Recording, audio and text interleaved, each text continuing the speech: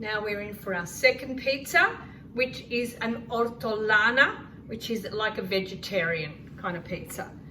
Bring it down, you can have a look and see how I'm going to make that one. I will put the remainder of those tomatoes, because I really don't want a lot of tomatoes on this one. I just want the vegetables to be the base.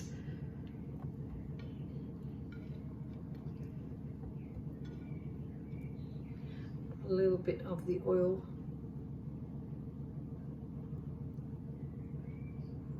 And nothing goes to waste. I've got some grilled peppers.